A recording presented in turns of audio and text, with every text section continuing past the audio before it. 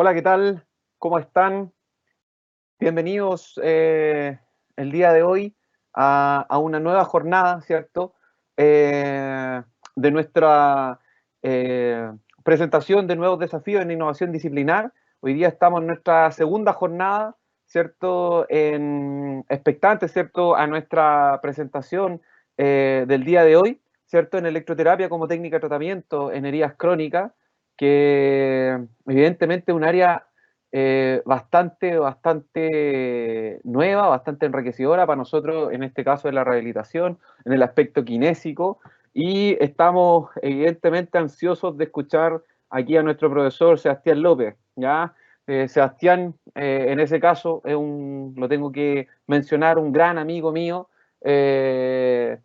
y ahí, evidentemente, él es un hombre de mucha experiencia, de años en este tema de los agentes físicos, ¿cierto? Es un hombre con un magíster ahí en terapia manual ortopédica y docencia en agentes físicos especializados, ¿cierto? En agentes físicos, no solo en nuestra casa de estudio en la Universidad Autónoma de Chile, sino que también en diversas casas de estudio. Así que eso para nosotros es un honor y el día de hoy estar compartiendo no solo con todos ustedes, sino que aquí expectante a esta gran, ¿cierto?, presentación que vamos a tener. Así que nuevamente agradecer a todos los que están hoy día acompañándonos en esta presentación del día de hoy y recordar que en un ratito vamos a dejar ahí, por favor, una encuesta de satisfacción por esta presentación y dejarlos, evidentemente, a todos cordialmente invitados a que hagan todas las preguntas ahí en el chat y las vamos a ir sacando, ¿cierto?, una vez que Sebastián culmine la presentación. No obstante aquello, mientras Sebastián vaya haciendo la presentación, ustedes, ¿cierto?, pueden ir haciendo todas las preguntas y las vamos a ir ahí sacando para que al final nuestro profesor Sebastián López nos saque de todas estas dudas. Bien, así que los dejo a todos cordialmente invitados, hagan todas las preguntas que quieran hacer, ahí están libres de hacerlas y vamos a estar respondiendo a todas estas inquietudes. Así que bien, pues, sin más ni menos, los dejo ahora, por favor, aquí en compañía del profesor Sebastián López. Hola Julio, hola a todos los que están conectados. Nada, agradecer también esta instancia. Yo creo que estas instancias que se dan de conversación o incluso de hablar de un tema puntual es enriquecedor, no solamente para cada uno de nosotros, no solamente para los estudiantes de pregrado, sino que también para nuestra profesión. Así que nada, quiero hoy día compartir un tema que para mí yo creo que es muy importante porque cuando uno habla de agentes físicos, generalmente como que uno tiene una mirada un poquito reacia, pero quiero mostrar lo innovador que podría ser considerar estas técnicas, principalmente electroterapia, para el manejo de heridas crónicas. Entonces, voy a compartir mi presentación. Y con esto quiero iniciar. ¿Se ve, cierto, Julio? Sí, profesor López, se ve sin problema, yo al menos la estoy viendo sin problema. Ya, perfecto. Bien, entonces, el tema que yo les traigo hoy es electroterapia como una técnica de tratamiento en heridas crónicas. Yo no sé si a lo mejor alguno ha escuchado sobre esta forma de intervención, principalmente porque corresponde a un área que es propia del kinesiólogo.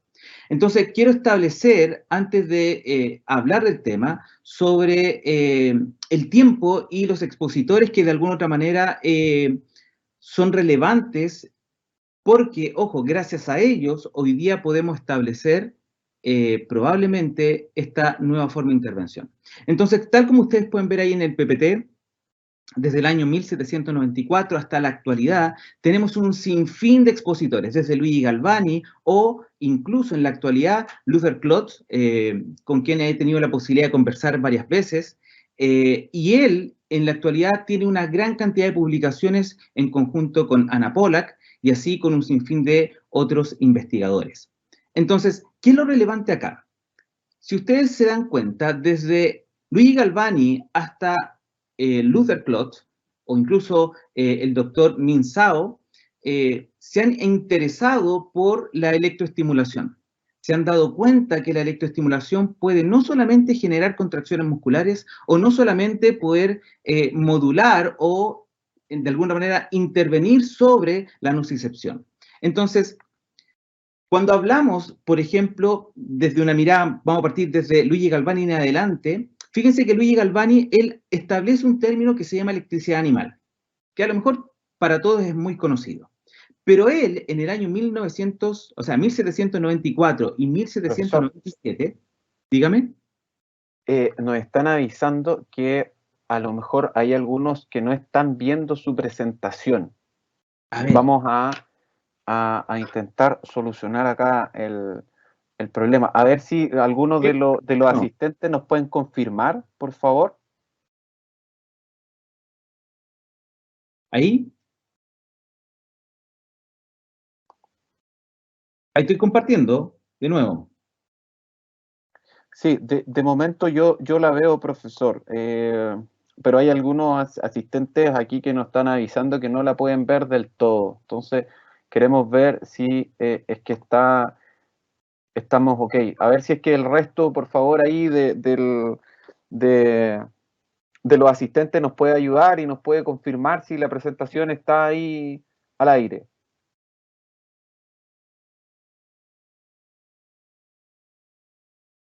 Tú me dices, Julio, y continúo.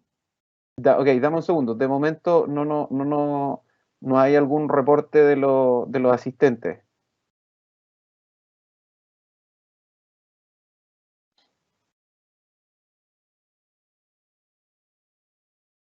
Ok, ahí nos confirman que sí, ya se ve. Ya, perfecto. Sí, ahora sí se puede ver. Ok, muchas gracias, chicos, por la confirmación. Profesor, continúe. Voy a partir ya desde el principio, ya para que todos puedan visualizar un poco lo que yo les quiero mostrar. Entonces, como les decía, vamos a hablar de la electroterapia como técnica en tratamiento de heridas crónicas, pero para eso nosotros necesitamos poder establecer una base histórica, ¿bien? Y tal como ustedes, ¿cierto?, ven, y yo ya lo mencioné, hay una gran cantidad de expositores que se dedicaron a investigar, que les llamó la atención cómo la corriente eléctrica no solamente genera contracciones musculares, ¿cierto?, o puede modular la nocicepción. Entonces, voy a hablar de casi todo lo que ustedes ven acá en esta línea del tiempo que construí.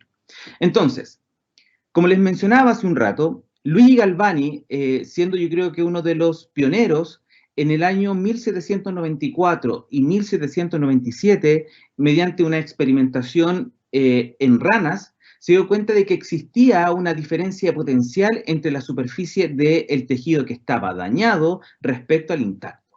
Y en base a sus experimentaciones establece el término de electricidad animal. Más adelante tenemos a Carlos Mattiucci, que también establece un concepto que es la corriente muscular, donde él indica que existía una corriente eléctrica entre un tejido dañado y uno sano. Es decir, prácticamente está hablando lo mismo que Luigi Galvani había observado. Contemporáneo a él, Emily Dubois establece que el calor o la compresión sobre un nervio intacto causa un cambio de potencial, es decir, que el nervio se hace electronegativo, y ojo, respecto a regiones adyacentes. Y por eso estos tres, de alguna otra manera, se relacionan porque en la actualidad el concepto que se habla es de corriente de lesión. Entonces, Bernstein también es otro gran exponente donde en base a sus investigaciones establece la teoría de la membrana, que todos conocemos, en el cual propuso que las células excitables están rodeadas de una membrana selectiva permeable, por ejemplo, al potasio. Entonces, de alguna u otra manera, estamos mencionando que los tejidos biológicos no solamente responden a estímulos eléctricos, sino que probablemente ya tienen energía suficiente para poder ser medibles. Entonces, si nos vamos un poco más, más adelante en el tiempo, fíjense que en el año 1983, Folt y Barker hicieron la primera medición mediante agujas de vidrio en niños, adultos mayores, personas jóvenes, tanto hombres como mujeres, tal como ustedes pueden observar ahí en la imagen, y fueron midiendo el potencial eléctrico de la piel. Y ellos establecieron que el estrato córneo poseía una carga netamente negativa, un potencial negativo, a diferencia de la dermis. En otras palabras, lo que ellos están mencionando es que cuando uno estudia la piel, no solamente va a conocer los distintos estratos y sus componentes, sino que desde el punto de vista de la electrofisiología se puede establecer que la epidermis es electronegativa respecto a la dermis. E incluso ellos establecen que hay una diferencia de menos 23 milivolts medibles. Entonces, ¿qué sucede? Que Cynthia Illingworth, en el año 1980, en conjunto con Barker, hicieron la primera medición, bien un poquito más contemporánea, respecto a qué sucedía en heridas, principalmente en dedos amputados en niños. Y ellos se dieron cuenta de que existía un flujo de corriente que nacía de la herida. Y ellos concluyen que esta corriente que se genera podría ser responsable del proceso de cicatrización. Y aquí hay algo súper importante que probablemente pueda cambiar el concepto o dar un nuevo paradigma. ¿Por qué lo mencionan? Porque de alguna u otra manera, todos dentro de nuestra formación hemos sido enseñados que el proceso de reparación nace con un proceso inflamatorio, donde hay una respuesta vascular y una respuesta celular. Pero de acuerdo a estos hallazgos, probablemente existan dos grandes vías o mecanismos de reparación, uno de respuesta rápida y uno de respuesta lenta. Y lo que están mencionando, o lo que mencionaron en el año 1980, es que probablemente esta corriente es la que comienza el proceso. Entonces, tal como ustedes pueden observar, en este caso, Lionel Huff, ¿cierto? Y Van Able también se dedicaron a estudiar esto en el año 1982 y en el 84. Y demostraron que hay un flujo real de movimiento de iones positivos fuera de la lesión de la piel debido a una función alterada de la batería de la piel. Es decir, que ahora están considerando el tejido cutáneo como una batería. Y de hecho no son los únicos. Se establece que incluso el tejido óseo se comporta como una batería eléctrica. Entonces, cuando la batería eléctrica se daña, prácticamente se produce un cortocircuito. Entonces, en la ilustración que ustedes ven abajo, voy a minimizar esto aquí. Ustedes pueden observar que hay una ilustración que fue publicada el año 2021, una imagen más bien actualizada, donde si ustedes se dan cuenta, acá hay una herida crónica, hay una úlcera, y que de alguna otra manera se genera un cambio de potencial eléctrico, y además puede observar un flujo lateral de corrientes positivas que se desplazan al centro de la herida. Y esto fue lo que ellos midieron y fue lo que ellos pudieron constatar. Entonces, hace un rato mencioné que la piel, ¿cierto? Cuando se lesiona y como tiene un comportamiento de batería o de pila, probablemente cae en un cortocircuito. Por eso, quiero que ustedes puedan observar un esquema muy similar al que mostré anteriormente, que dice que este modelo predice un flujo de corrientes desde la batería a la piel intacta. ¿Cuál es la piel intacta? Lo que ustedes pueden observar en esta zona. De hecho, voy a colocar aquí el puntero láser. Bien, esto. Esta es la piel intacta. Entonces, cuando se daña la piel, inmediatamente podemos observar que hay un cambio potencial eléctrico segmentario, donde el centro de la herida se hace electronegativo, y este desplazamiento que se ve desde las periferias permite que estas cargas positivas puedan migrar en dirección a la electronegatividad.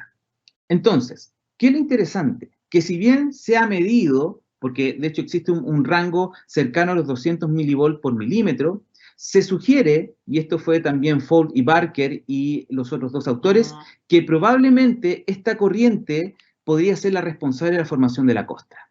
Interesante. Es decir, que no solamente aquí hay un factor vascular o un factor celular, sino que hablan netamente de un factor eléctrico. Entonces, las células epiteliales, como todos bien saben, generan un movimiento constante de iones de acuerdo a la distribución de canales de sodio, canales de potasio o canales de cloro. Y fíjense que de alguna manera se menciona que esta modificación del campo eléctrico en la piel puede ser el primer mecanismo para el inicio de la cicatrización. Eso significa que si hay una herida, tal como yo lo muestro aquí en esta imagen, inmediatamente se altera la función de la bomba sodio-potasio tepeasa, por lo cual el movimiento de iones también se modifica, y esto desencadena la migración celular. ¿Y cómo se desencadena? No por factores quimiotácticos, sino por un efecto que es galvanotrópico. Este concepto de galvanotrópico habla de la capacidad que tiene la corriente eléctrica de facilitar la migración celular. Y por eso es que yo les mencionaba en un comienzo que probablemente el proceso inflamatorio que todos nosotros conocemos sea más bien una respuesta, un mecanismo de respuesta lenta en relación al efecto galvanotáxico. Bien, entonces, para un poco ir resumiendo ya lo que he mencionado, en base a las publicaciones y las investigaciones que estos primeros autores han mencionado, es que la epidermis en relación a la dermis tiene una diferencia eléctrica considerable y medible, donde la epidermis, ¿cierto?, va a ser electronegativa respecto a la dermis. Pero, ¿qué pasa? Que cuando se lesiona, ¿cierto?, hay una injuria o una pérdida de la continuidad, inmediatamente todo el interior de la herida se hace electronegativa. ¿Para qué? Para que comience el proceso de migración. Probablemente ustedes estarán pensando, pero ¿por qué no están dando una charla más bien teórica? Porque, ojo, esto establece las bases de por qué la electroterapia puede servir como una forma de intervención. Bien. En el año 1967 y en el 74, si bien es información bastante antigua, fíjense que Becker propuso el término corriente lesiva, ¿ya? Él fue el que instauró el tema. Y se establece que si bien cuando se genera una herida se cambia el potencial eléctrico, hay un flujo de cargas positivas que salen desde el centro de la herida, porque se están moviendo desde las zonas más periféricas, se establece que este potencial también vuelve a la normalidad. Por ejemplo, tenemos que en la piel de ratón, en comparación a la piel humana, inmediatamente producida la lesión, aumenta este campo de corriente lateral, pero a medida que el tejido empieza a reparar, esta corriente disminuye. Y tiene una lógica con el proceso de reparación. Entonces, Verónica, en el año 2012, hizo una investigación en base a piel humana y piel de cerdos, todo de manera in vitro, pero quiso observar qué pasaba con el proceso de reparación y qué pasaba además con el potencial transepitelial. Entonces, tal como ustedes pueden observar arriba en esa imagen, donde aparecen los días, se muestra de que a partir del día 4 comienza un proceso de migración epitelial, ¿bien? Y que a medida que avanzaba, ¿cierto?, los días, se empezaban a diferenciar los distintos estratos, hasta incluso se podía observar cómo el potencial transepitelial o el TEP se modificaba. De hecho, si ustedes ven la gráfica, tenemos el potencial transepitelial en relación a los días, y a partir del el día 3, que en este caso se generó la injuria, inmediatamente el potencial aumentó. ¿Y por qué aumentó? Porque empezó a modificarse, a aumentar este movimiento de cargas eléctricas, pero a partir del día 8 ya prácticamente hay un descenso. ¿Y cuál es la lógica? Se menciona que a partir del día 8, en este experimento,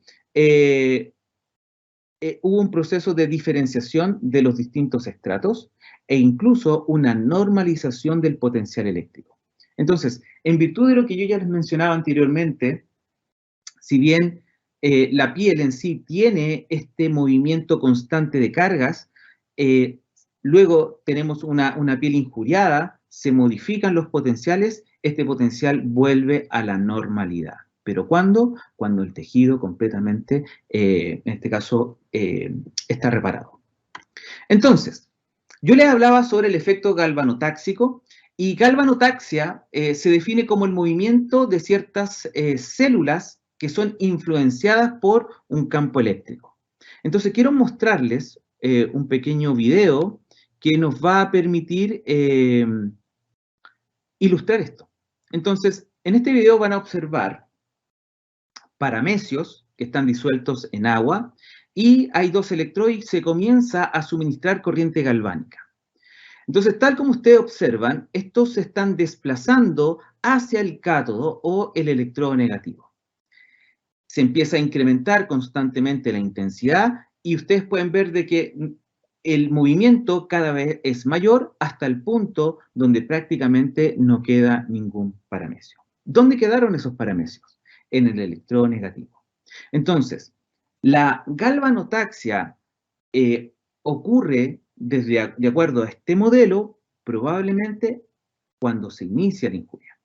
Claro, tenemos una respuesta vascular, tenemos una respuesta celular, pero esa respuesta celular probablemente está comandada de manera mucho más rápida por un factor netamente galvanotáxico. Luther Klotz, en el año 2005, junto a su grupo de investigadores de la Universidad de Marquette, establecieron y documentaron de alguna manera que dependiendo de la etapa del proceso inflamatorio, la inflamación misma o la etapa proliferativa o de remodelación, tenemos agentes celulares que todos conocen, que siempre están descritos en los libros, pero destacan acá que cada célula posee un potencial de membrana distinto. Ejemplo, en el caso del macrófago, este posee una polaridad negativa en su membrana mucho mayor. Eso significa que si yo lo estimulo con corriente eléctrica, este debiera moverse o desplazarse hacia el electrodo positivo. En el caso del neutrófilo, se mantiene también con una carga negativa, pero si ustedes se dan cuenta, luego dice neutrófilo activado. Y este neutrófilo activado aparece como positivo. Y esto se debe a un mecanismo de translocación proteica que hay en su membrana y que le da el pie para poder empezar el proceso de fagocitosis. ¿Por qué? Porque de alguna otra manera hay que entender que las bacterias también son electronegativas. Entonces, si hablamos de la polaridad, neutrófilo que no esté activado con bacteria, se van a repeler. Entonces, para poder fagocitar, independiente de que éste sea capaz de liberar algunos factores solubles, también tiene que modificar su potencial eléctrico. Si vamos a la etapa proliferativa, tenemos que el fibroblasto posee una carga positiva. Eso significa que si yo voy a ocupar dos electrodos, ánodo y cátodo, bien, estos se van a desplazar al cátodo, o al electrodo negativo. Entonces, vuelvo a insistir, si bien he estado hablando sobre algunos conceptos teóricos, pero son fundamentales para poder establecer el por qué la electroterapia es una técnica innovadora, pero es una técnica que probablemente la gran mayoría desconozca, pero, vuelvo a establecer, en otros países sí lo utilizan. Bien. Ok, en el año 2013 se hizo también esta investigación, donde quisieron ver el efecto que tenía la integrina alfa-2b1, como también el gen ROA, en la migración del fibroblasto. Y en este estudio se aplicaron distintas formas de corriente. De hecho, están descritas acá. Tenemos corrientes en las que están con voltajes, corriente galvánica. Se le aplicó corriente farádica, corriente alto voltaje, corriente sinusoidal y diadinámica. ¿Y qué es lo interesante? Que este estudio permitió establecer cuáles son, en este caso, las corrientes o el tipo de corriente que permite facilitar la migración. Si vemos la gráfica, tenemos la velocidad de migración arriba y están todas las corrientes. Y si ustedes se dan cuenta, todas aumentan la velocidad de migración. Obviamente la corriente galvánica se destacó mucho más. Eso lo podríamos conversar en otra oportunidad y explicar el por qué ocurrió. Pero fíjense que aparte de mostrar que todas nos sirven para mover, en este caso, o facilitar la migración, se estudió la direccionalidad, que vendría siendo el gráfico B. Y este gráfico es el que determina cuáles son las corrientes que sirven. Si ustedes se dan cuenta, el fibroblasto migra, o se direcciona, perdón, cuando se aplica corriente galvánica, cuando se ocupa corriente farádica, cuando se ocupa corriente diadinámica. Si bien acá la corriente de alto voltaje no tuvo una mayor implicancia, al final de mi presentación nos vamos a dar cuenta de que esta corriente es extremadamente importante. Bien, respecto a las corrientes sinusoidales, acá podemos observar que el fibroblasto, teniendo él una carga positiva, no se direccionó al cátodo o electronegativo, sino que se fue en dirección opuesta. Y aquí me gustaría un poco contar una anécdota porque hace un tiempo, yo estando trabajando en otra casa de estudio, nos habíamos presentado a un concurso de investigación para poder hacer la primera aplicación de este tipo de corrientes en úlceras. Y había un médico, que en este caso fue como nuestro contacto, que él también quería hacer lo mismo, pero lo quería hacer con corrientes TENS. ¿Qué pasó? Que cuando entramos en conversaciones técnicas respecto de cómo hacer la aplicación y los procedimientos, él insistía en aplicar corriente TENS. Y yo les mostré este artículo para indicarle y mostrarle, además, que la corriente TENS no le iba a funcionar. ¿Por qué? Porque acá podemos ver que cuando utilizamos una corriente sinusoidal bifásica, inmediatamente el fibroblasto pierde la dirección. Entonces, si yo quiero facilitar la migración celular del fibroblasto para iniciar el proceso de síntesis colágena o permitir la liberación de factores de crecimiento fibroblásticos, no lo voy a obtener. Entonces, por eso es súper importante entender y analizar la literatura científica porque nos van a orientar que para poder facilitar la migración se requieren netamente corrientes polares. Bien, entonces, llegamos a esto. Y aquí estas dos imágenes fue cortesía de Luther, quien me las prestó para una presentación años atrás. Y ahí ustedes pueden observar dos formas distintas de aplicación.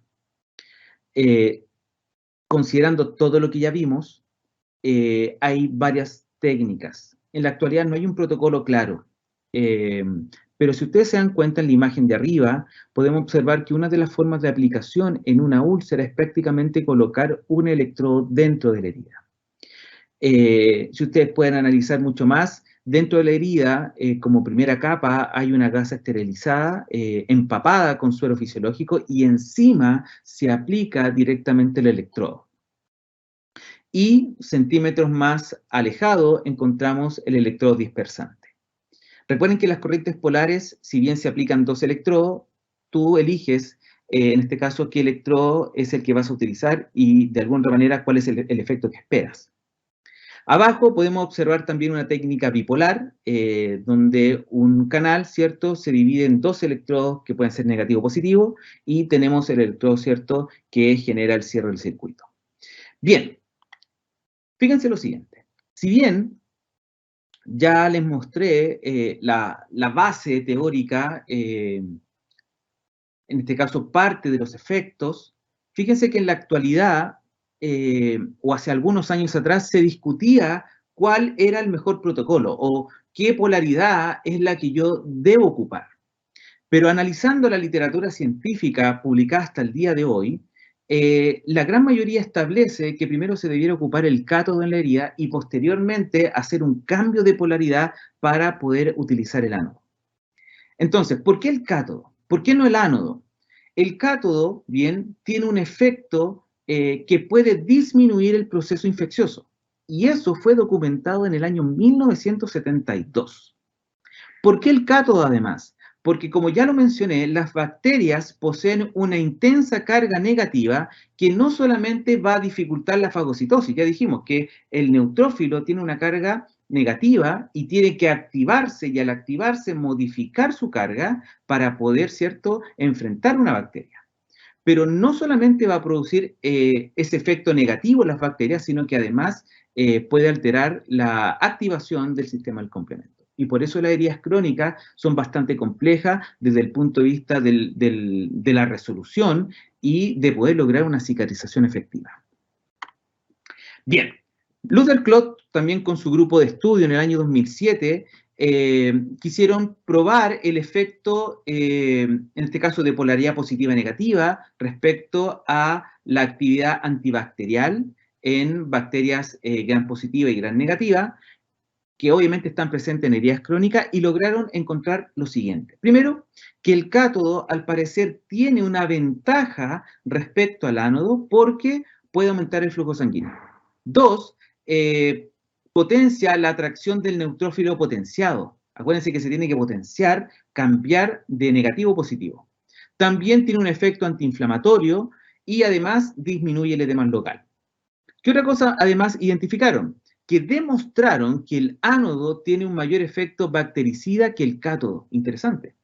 Es decir, el cátodo, al parecer, es como nuestra primera elección al momento de aplicar, tiene sus beneficios, pero desde el punto de vista antimicrobiano, al parecer, el ánodo es capaz de destruir las bacterias. Entonces, ¿qué concluyen ellos? Dice, nuestro estudio demostró que la electroestimulación tiene un efecto antibacteriano directo en bacterias gram positiva y gram negativa. Sin embargo, este efecto es mucho más bajo en comparación con antisépticos que se utilizan en heridas. Bien, puede ser, pero puede ser una ayuda. Y establecen además que concluyen que este efecto depende más de la forma de la corriente que de la polaridad. Entonces ahí viene, yo creo que un punto clave, que lo nombré hace un momento atrás. ¿Qué corrientes son las más indicadas? Vimos que las corrientes polares son capaces de poder lograr una migración efectiva de una célula, especialmente en el caso del fibroblasto, que debe moverse al electrodo negativo, pero además sabemos que la polaridad en sí también cumple un rol fundamental.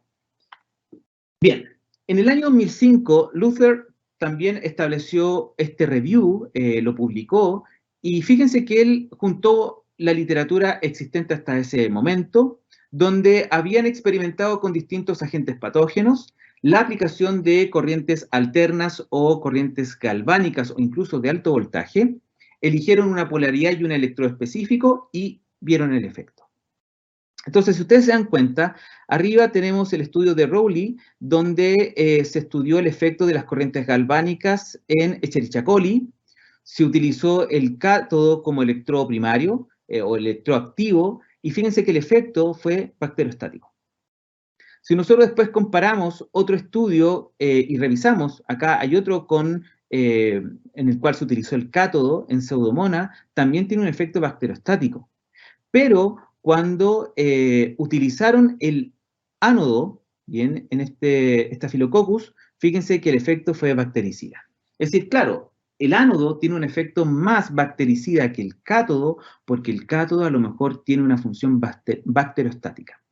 Entonces, si ustedes se dan cuenta, las corrientes eléctricas no solamente pueden servir para generar contracciones musculares o no solamente van a servir para poder modular el dolor, sino que además para regular, en este caso, un proceso infeccioso y facilitar la reparación de los tejidos. En el año 2017 se publica este review donde se destacan dos cosas fundamentales de la electroestimulación. Primero, mencionan que la estimulación eléctrica podría promover la cicatrización de heridas cutáneas imitando la corriente eléctrica natural. Interesante, porque esa es la función. ¿Por qué yo le voy a aplicar una corriente específica? ¿Por qué voy a elegir, por ejemplo, una corriente de alto voltaje o una microcorriente? Porque el efecto que yo quiero en la zona es simular esta corriente lesiva o potenciarla.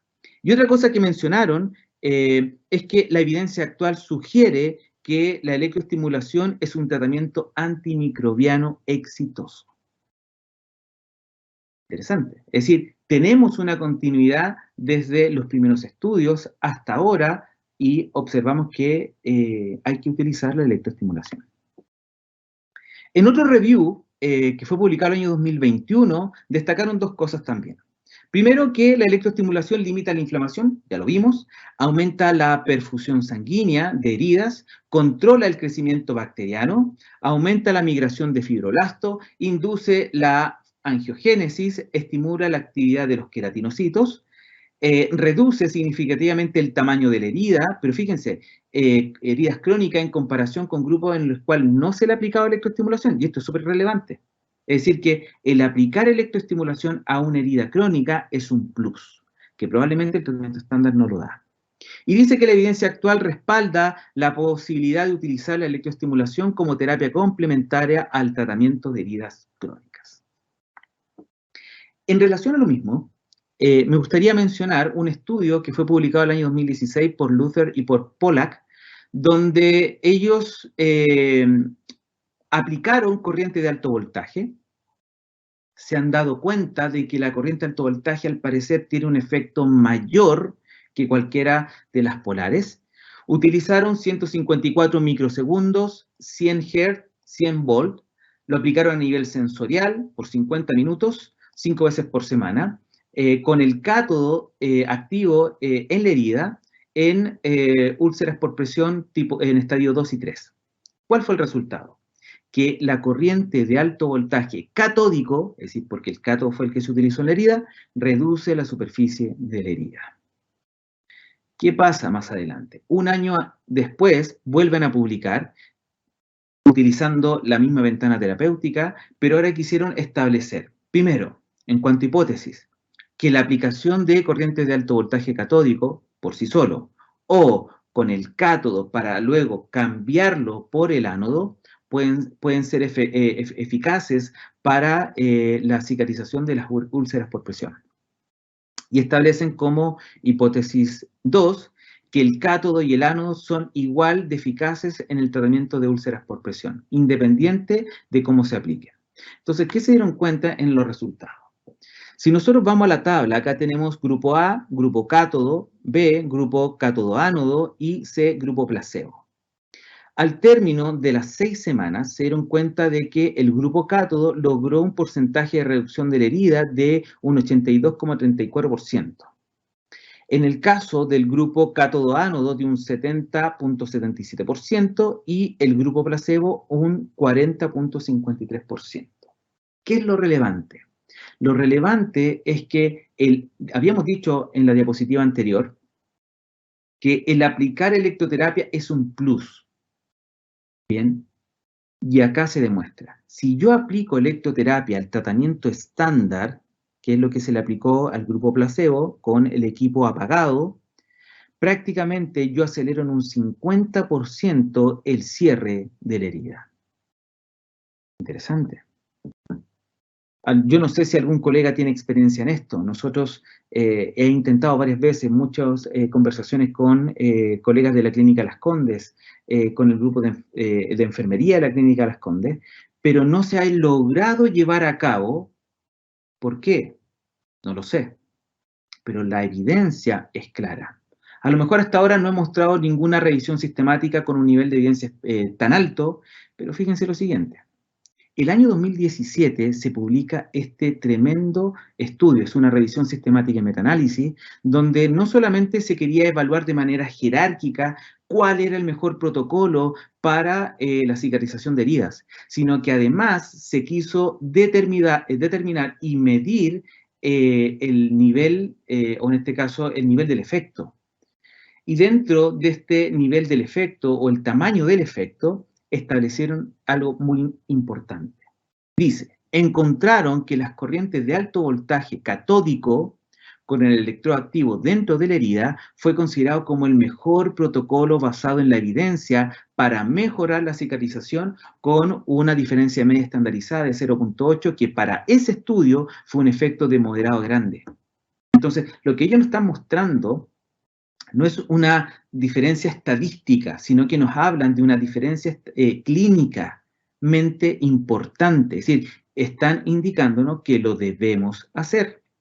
De hecho, además mencionan que la electroestimulación es más eficaz en úlceras por presión que en úlceras de pie diabético o de origen vascular. Interesante. Y que la eficacia está asociada inversamente al tamaño de la herida y a la duración. Entonces, si ustedes se fijan, la evidencia cada vez es más clara. Vamos a las guías clínicas. En el año 2006, en la guía clínica, ¿cierto?, de la mejor práctica, ¿cierto?, para el tratamiento de úlceras venosas de extremidades, indican, recomienda la electroestimulación como una terapia alternativa. Bien. El año 2013, la revista canadiense de manejo y prevención de heridas, en este caso de úlceras por presión, establece lo siguiente. Hay evidencia a nivel 1 de 2 ensayos controlados aleatorios para apoyar el uso de estimulación eléctrica para acelerar la tasa de curación de las úlceras por presión en estadios 2, o sea, en estadios 3 y 4.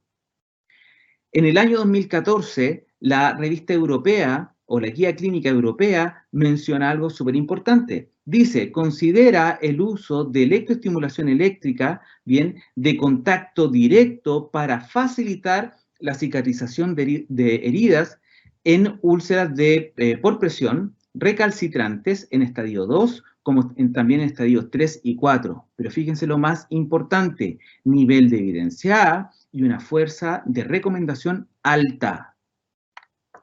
En el año 2017 se publica también otra revista que habla sobre los fundamentos de la mejor práctica para el manejo de heridas. Y fíjense lo que menciona abajo, nivel de evidencia 1A, donde también se establece la efectividad que tiene la electroestimulación en heridas recalcitrantes en estadios 2, 3 y 4.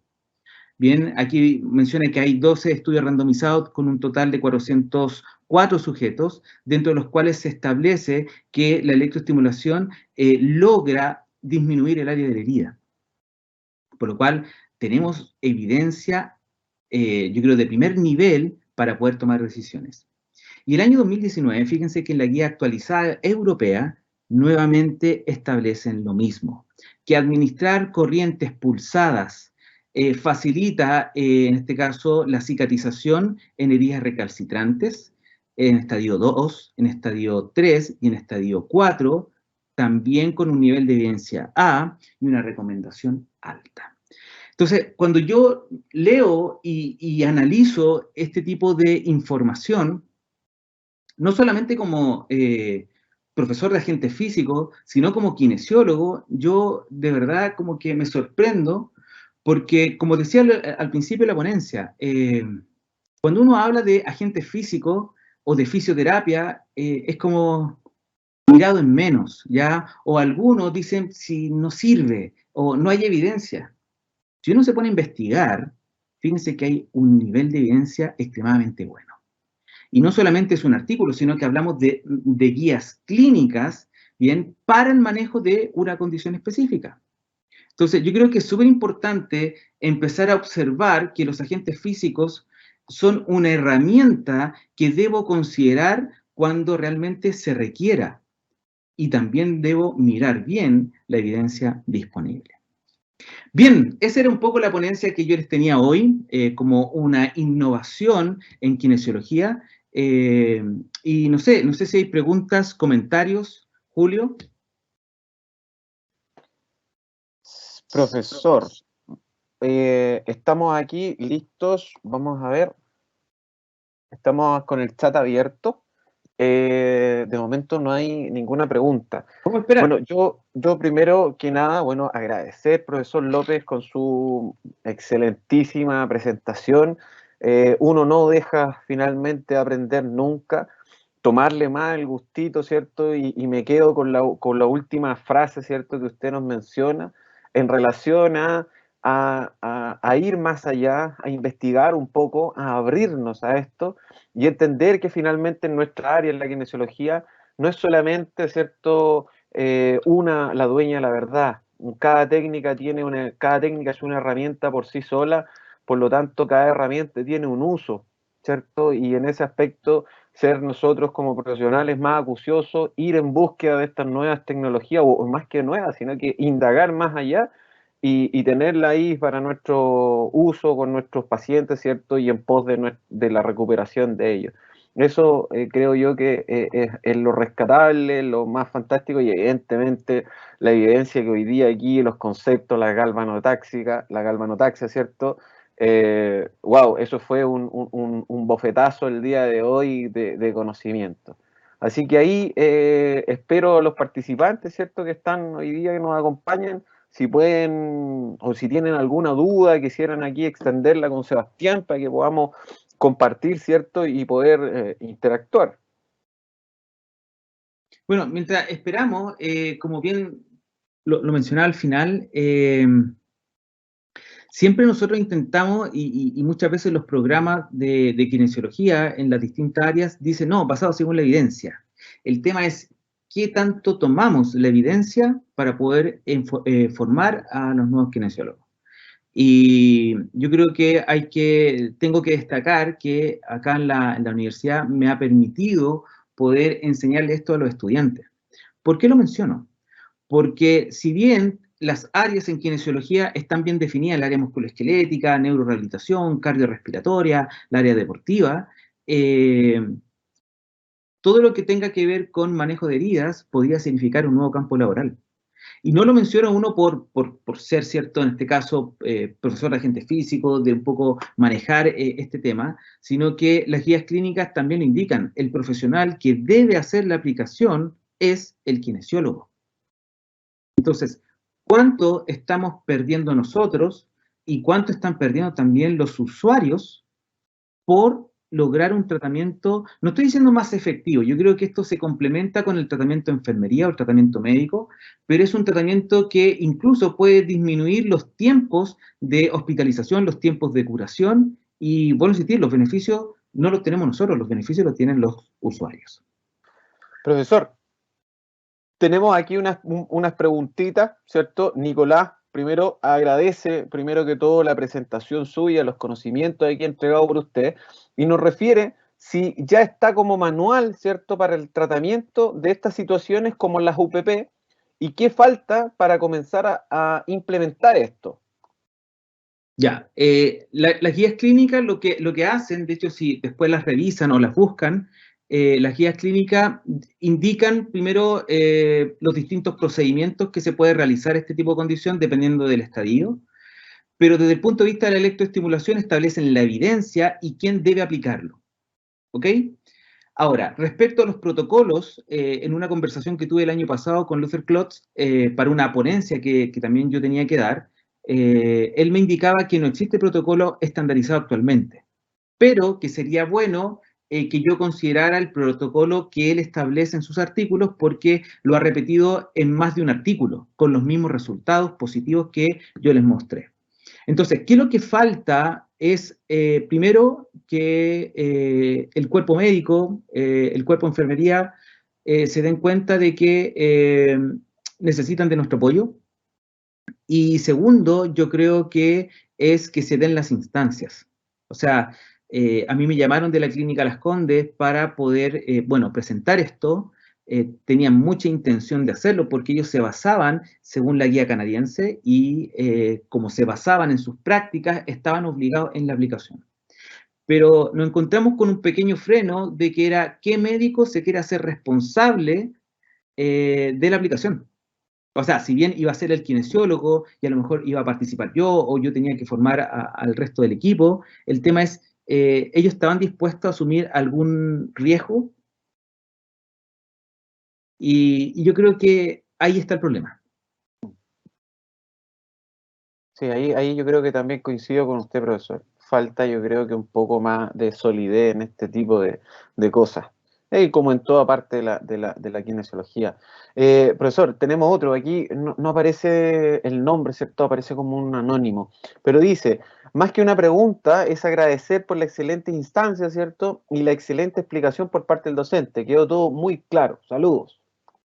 Bien, muchas Ahí gracias. no tengo la referencia a quién fue porque aparece solamente como un anónimo, así que, pero bien, muchas gracias ahí por los comentarios. Pero bien, profesor, mire, yo insisto, yo creo que estas son instancias enriquecedoras, sobre todo para nuestra carrera, para nuestra profesión, son instancias que nos hacen a nosotros crecer y como bien lo mencionaba en este proceso, ¿cierto? Nosotros debemos de ser autocríticos y debemos de ir a por más, creo yo. Educar, generar conceptos de educación, generar instancias educativas, no solo entre nosotros, sino que educar al resto del equipo multidisciplinario, creo que es fundamental. Y uno de los roles nuestros, ¿cierto? Y uno de los problemas de nuestras patas cojas, llamémoslo así, es eso, donde no educamos a nuestro entorno en relación a nuestro equipo multidisciplinario. Nosotros no educamos entre nosotros, nos formamos entre nosotros, pero con el equipo yo creo que ahí es donde falta y mucha del entendimiento de nuestra carrera de nuestra profesión sería mucho más engrandecedora, ¿cierto?, si lográramos nosotros también educar al resto. Creo que ahí es una gran instancia, ahí hay un gran punto y hay un gran foco que debemos todos de atacar y ser conscientes de aquello para poder engrandecer aún más la kinesiología, sobre todo aquí a nivel de país. Sí, comparto contigo. De hecho, de repente me pasa en clase, donde los estudiantes me preguntan, ya, si bien en los últimos años se ha publicado mucho, cada vez hay mejor evidencia, ¿por qué no se utiliza? Entonces, tú bien dices, nos formamos a veces entre nosotros mismos, pero a veces también nos deformamos entre nosotros mismos. Y yo creo que hay que cambiar un poco la forma y el fondo en el cual nosotros también hacemos docencia. Docencia no solamente somos nosotros que estamos en clase, sino que también los colegas que están en campo clínico, donde yo creo que ahí también hay que inculcar que el kinesiólogo es integral, el kinesiólogo no es una técnica. Así que nada, yo creo que cierro con eso. Y para mí nada, un placer poder conversar de este tema, un tema yo creo que para mí muy importante, muy interesante. Y nada, invitar a todos a que sigan aprendiendo, yo creo, de una técnica que yo creo que puede salvar y puede obviamente dar beneficio a los usuarios que padecen esta condición. Eso, Bien, no sé pues, si profesor. hay, Julio, ¿no? Sí, muchísimas gracias. Entonces, no hay otra pregunta, no hay otro comentario por parte aquí de nuestros auditores. Recordarles, ¿cierto? Nuevamente, por favor, que puedan hacer el relleno de nuestra encuesta para poder nosotros trabajar en relación en mejoras de todo esto. Y evidentemente dejarlos cordialmente invitados para la jornada de mañana, ¿cierto? En todo lo que tiene que ver con el uso de la ecografía, ¿cierto? Como un elemento de tratamiento, ¿ya? Con otro colega, ¿cierto? Ahí Manuel Olmedo va a estar a cargo de eso. Nada más, despedirnos, agradecer a cada uno de los asistentes y al profesor, evidentemente, por la magnífica presentación que el día de hoy compartió con todos nosotros. Así que muchas gracias y estamos viéndonos el día de mañana. Nos vemos, que estén súper bien. Gracias, Julio. Listo, muchas gracias.